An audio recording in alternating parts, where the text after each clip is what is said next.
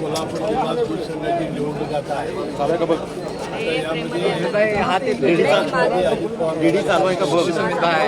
आज आम्ही सगळ्या जिल्ह्यातील आमच्या नेते मंडळीच्या सभेत आम्ही ठराव दाखल करणार आहोत.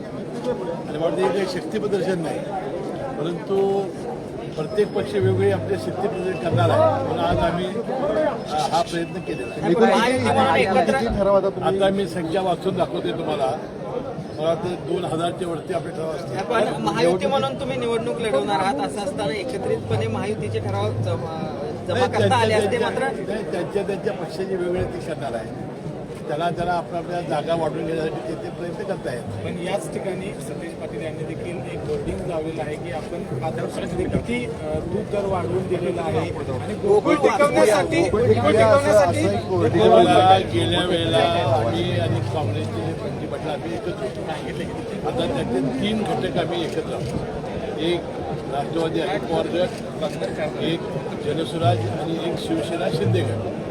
आणि त्यामध्ये 5 वर्ष, 2 वर्ष विश्वासाबाजी होते ते शिंदे गटाचे होते, 2 वर्ष अरुणराव डोंगरे होते ते राष्ट्रवादीचे होते, आणि 1 वर्ष माझा मुलगा नवीन मुश्रीफ हा राष्ट्रवादी होता.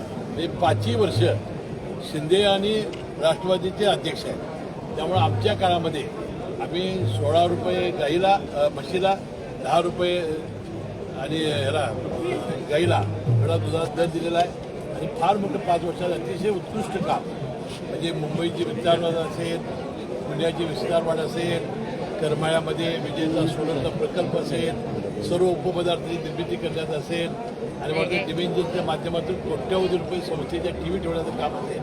एक अतिशय ऐतिहासिक निर्णय आम्ही घेतलेला. जे काही मधल्या काळात आरोप हे तुमच्यासाठी एक मैत्री आहात आणि सगळी निवडणूक बिनविरोध व्हावी यासाठी सगळं नाही, ठीक आहे. त्यांचे काय प्रयत्न आहे मला माहिती नाही, परंतु आज आपण युती म्हणून आपण पुढे जाणार आहोत.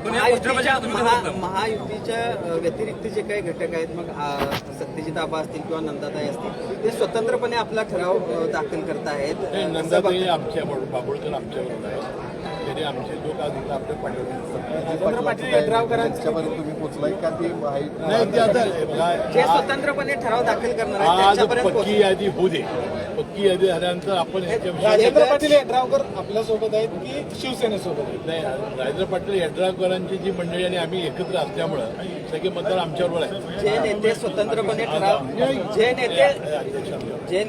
स्वतंत्रपणे ठराव दाखल करणार आहेत त्यांच्याशी संपर्क आज काय करणार महायुती सोडून आता आज बोलण्यासारखं नाही ते.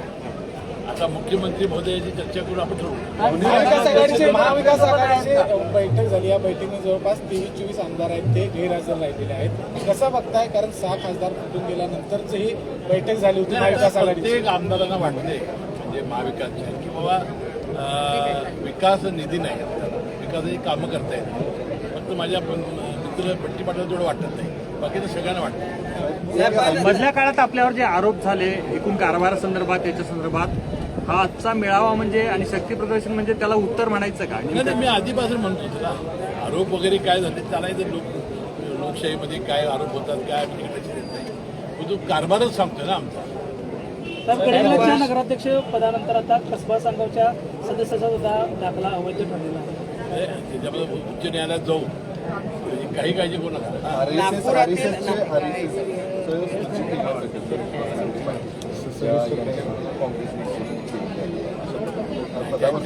मला माहिती मला ती माहिती नाही. मला माहिती करत असेल तर आता आपण संपूर्ण लोक नागपूरमधील राष्ट्रवादी काँग्रेस पक्षाचे कार्यालय पाडण्यासंदर्भामध्ये ज्याचं उद्घाटन अजितदादांनी केलं होतं, ते पाडण्यासंदर्भात नगर विकास विभागानं सूचना दिलेल्या आहेत, ते पाडण्याचे आदेश दिलेले आहेत. मुंबईत गेला तर त्याच्यामध्ये लक्ष घालेल. स्थानिक स्वराज्य संस्थेच्या जिल्हा सहकारामध्ये तसा पक्ष असत नाही, तसा निर्णय अंबादासाहेबांनी घेतला असतो.